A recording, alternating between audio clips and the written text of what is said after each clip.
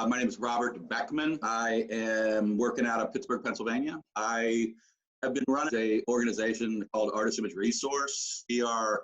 It's a print and imaging lab, but the focus on the space is really about bringing in mature artists, trying to help them with access, equipment, and some materials. And I don't know that I would be working on the scale and scope that I am without the organization, so I mention it. I mean, this body of work, I think it kind of, probably is pretty obvious.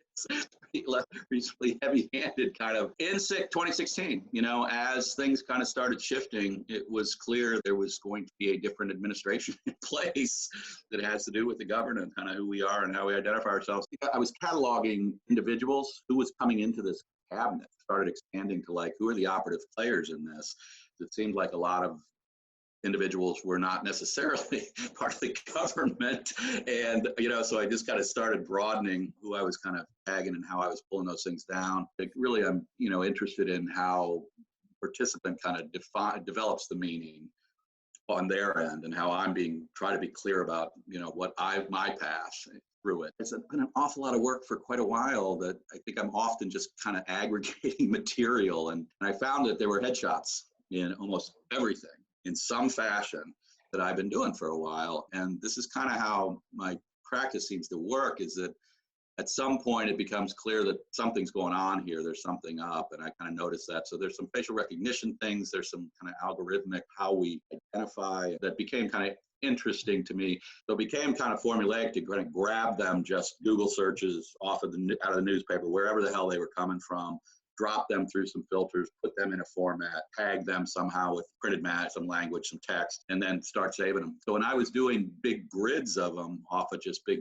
inkjet prints, and then also making business cards, finding quotes so a business card would be the individual on the front and a quote on the back. Process of how material comes together is usually there's a time frame in that, so there's a lot of working titles for things before there's necessarily a focus on kind of where this goes, So this was all criminal class stuff. It was about where are we? What are we taking on? The idea of kind of criminal class, does that create a circumstance where I become a little bit more anonymous, or is the individual anonymous? Is there something about the individual that is being respected as they're being tagged? There's some things that go both ways on that. I think there's kind of the obvious, this is a criminal and their identity should be kind of kept from whatever, or their acts are criminal. We're going to remain in the alleged place for these acts. These things are not definitive until they're through court and you're in jail.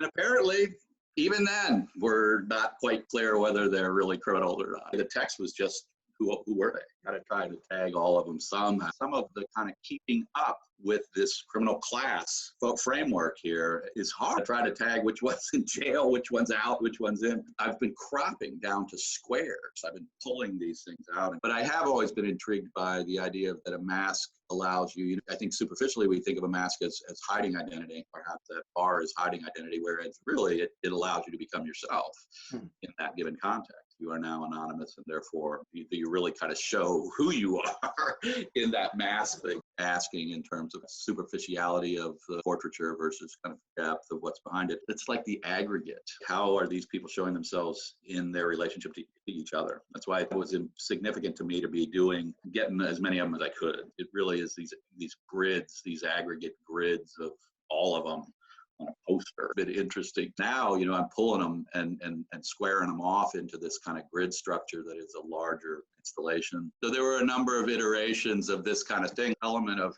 how print is, really just metaphor. It's kind of how we stabilize meaning and share it. I personally use print as a way to reach into the culture and pull things out, and as a way to kind of multiply how these things are happening to then edit from. So it's not a kind of object-oriented printmaking. Everything gets grabbed digitally. It's so simple. It has been not difficult to put these things together and to allow them to aggregate so that they're really the relationships between each other, not just a singular thing. Maybe 9 figures. There's some with 70 figures now. Various little hashtags and language.